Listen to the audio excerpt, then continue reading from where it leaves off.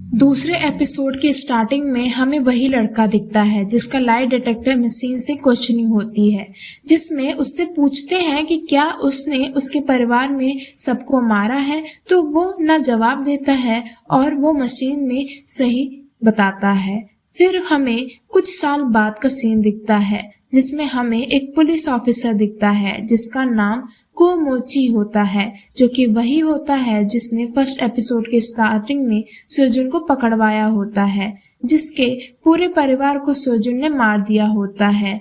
वो एक रेपिस्ट को पकड़ने की कोशिश करता है, लेकिन डर के मारे टेल से कूद जाता है और मर जाता है, जिसे देखकर मूची बड़ा परेशान होता है और ड्रिंकिंग करने लगता है और वहीं पे ही सो जाता है। तभी शाम को उसे एक फोन आता है। तभी वो हमें एक क्राइम स्पॉट पे दिखता है पूरे नशे की हालत में और बड़ा अजीब बिहेव करता है। तभी उसके सीनियर उसे रोकने की कोशिश करते हैं, लेकिन उसका शक होता है कि उस औरत का कत्ल उसी आदमी ने किया है जिसने कुछ दिन पहले एक ट्रेनर को जला दिया था। और उसका सीनियर उसको वहां से जाने को कहता है, लेकिन वो मानता नहीं है। बाद में मूची सोजुन से जेल में मिलता है और उससे बोलता है कि वो उसे उसके बच्चे के सामने मारेगा, तो सोजुन बोलता है कि उसका कोई बच्चा नहीं है। तब मूची कहता है कि नहीं, उसने उसकी बीवी को, उसके और बच्चे को देखा है और वो उसे उसके बच्चे के सामने मारेगा। तभी सोजुन याद करता है कि एक दिन उसकी बीवी उससे मिलने होती है और वो उससे कहती है कि उसने उसके बच्चे को मार दिया है। फिर हमें मूची गाड़ी में जालता हुआ दिखता है। तभी उसकी गाड़ी के सामने अचानक से आदमी आ जाता है एक चिड़िया को बचाने के लिए, जिसका नाम जोंग ब्यारम होता है। बाद में हमें बारम जेल में दिखता है, जो कि एक चर्च की तरफ से शो के लिए अपने ग्रुप के साथ आया होता है।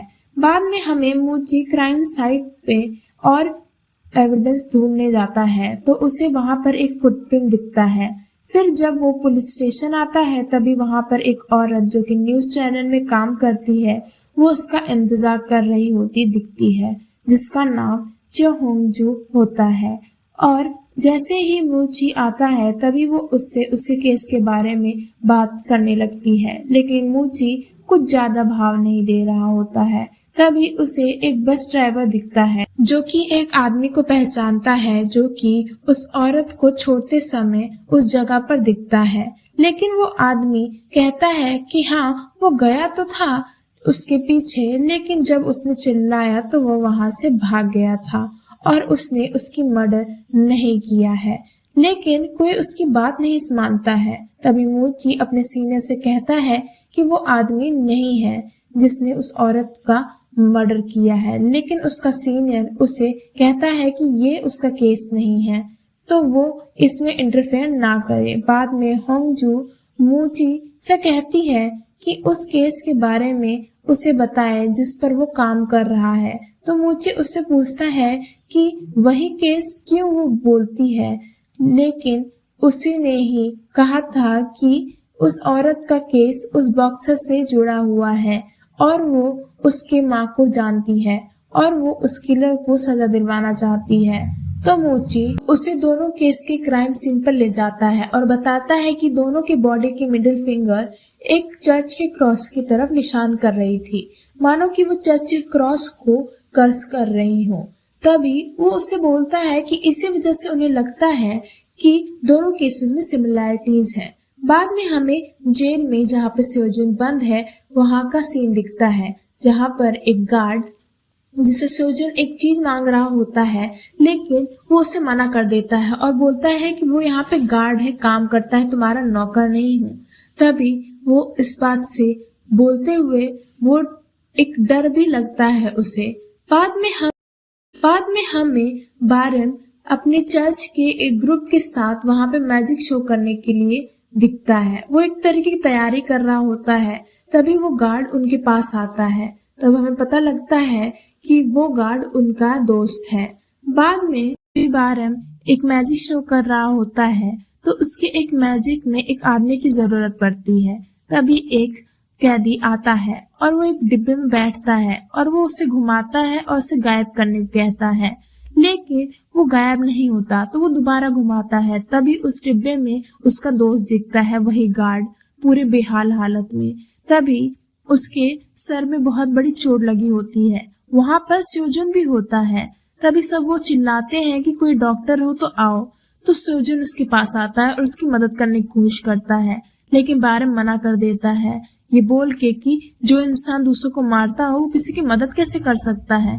तो वो बोलता है कि ठीक है, तुम लोग को मेरी मदद नहीं चाहिए तो मैं जाता हूँ। लेकिन वहां पे उनके चर्च के फादर खड़े होते हैं, जो कि वही होता है जो कि मूची का बड़ा भाई होता है, जिसे स्योजन ने बहुत मारा होता है, लेकिन वो बच जाता है। लेकिन वो डिसेबल भी होता है कि हमें इन्हें मौका देना चाहिए। तभी स्योजन अपने टेक्निक से उसकी मदद करता है। बाद में बारम अपने दोस्तों के साथ मिलकर उसके दोस्त को हॉस्पिटल में ले जाता है। उसकी बहुत हालत खराब होती है। वहां पे एक डॉक्टर को भी ढूंढते हैं। तभी हमें एक डॉक्टर दिखता है जिसका नाम योहान होता है, जो कि थोड़ा अजीब बिहेव करता है, लेकिन बहुत अच्छा डॉक्टर होता है। हमें एक स्कूल में एक लड़की दिखती है जिसका नाम ओह बोंगी होता है। वो थोड़ी परेशान दिखती है और किसी को फोन करती है उसे लेने आने के लिए, लेकिन कोई आता नहीं है।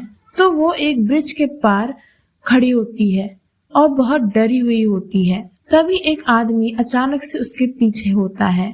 तभी उसकी दादी आ जाती है और उस आदमी को मारने लगती है। तभी पता चलता है कि वो आदमी बोरम होता है। तभी बोंगी रोने लगती है। बाद में बोरम बोंगी और उसकी दादी को उसे घर छोड़ता है। उसे कपड़े गीले रहते हैं तो उसकी दादी कहती कि अंदर आके वो कपड़े बदल ले, लेकिन वो मना करता है, लेकिन वो जबरदस्ती उसे ले जाती है। बाद में जब वो कपड़े बदल के बैठता है तब लोग खाने के लिए बैठते हैं। तभी बोंगी वहां पे अचानक से आ जाती है। वो थोड़ी नाराज रहती है, अजीब से तरीके से बात करती है, उखड़े उखड़े मन से। लेकिन तभी दादी देखती है कि बोरम बोंगी की बहुत फिक्र करता है, उसकी चीजें भी देखता है। तभी दादी उससे पूछती है कि तुम दोनों के बीच में कुछ है तो नहीं। तभी बोंगी ऑकवर्ड होकर वहां से चली जाती है। तभी दादी कहती है कि तुम्हें कभी सोचा है इस बोंगी के बारे में, वो बड़ी हो गई है, तुम उससे शादी भी कर सकते हो। तो फिर वो बहुत ऑकवर्ड हो जाता है और वो भी जाने की वहां से कोशिश करता है। फिर हमें एक मोहल्ले में दिखता है कि कई दिनों से कई बिल्लियां मारी जा रही हैं, जिसको देखने के लिए बारम अपने कलीग के साथ दिखता है।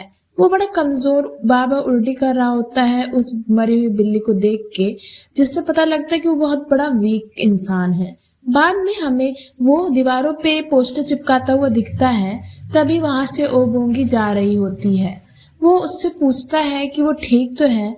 वो उसके लिए दवाई भी लाता है, लेकिन बोंगी उसे नजरअंदाज करके चली जाती।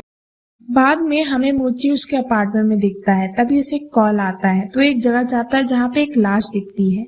उस लाश पे कई चीजें होती हैं जो पिछली रातों से गायब होती हैं, जैसे कि वॉच, जूता। तभी उसे देख के पता लग जाता है कि ये उसी सीरियल किलर ने उसे मारा है। तभी वो छत की तरफ देखता है। तभी एक वहां पे एक मैसेज होता है जिसमें वही सीरियल किलर उसे बोलता है कि गुड जॉब। फिर हमें डॉक्टर योहान दिखता है जिसके पास एक आदमी आता है और बोलता है कि कोई उससे मिलना चाहता है। बाद में हमें योहान सोजन से मिलता हुआ दिखता है। वो उससे बोलता है कि उसने उसे वहां पे क्यों बुलाया। तो सोजन बोलता है कि वो जानना चाहता था कि उसका बेटा कितना बड़ा हो गया। बाद में हमें हॉस्पिटल में डॉक्टर योहान और बारम दिखते हैं जो कि एक दूसरे की तरफ देख रहे होते हैं। तभी हमें बैकग्राउंड में सोजन के बच्चे की बचपन की आवाज सुनाई देती है, जिसमें वो बोलता है कि उसकी माँ ने कहा था कि उसके जैसे एक और बच्चा है जिसके अंदर साइकोपैथ के जीन्स हैं। वो जानना चाहता है कि अब वो बड़ा होकर कैसा है, वो क्या साइकोपैथ बन गया है उसके तरीके से, या फिर वो एक नॉर्मल इंसान हो गया है। और इसी तरीके से सेकंड एपिसोड भी खत्म होता है।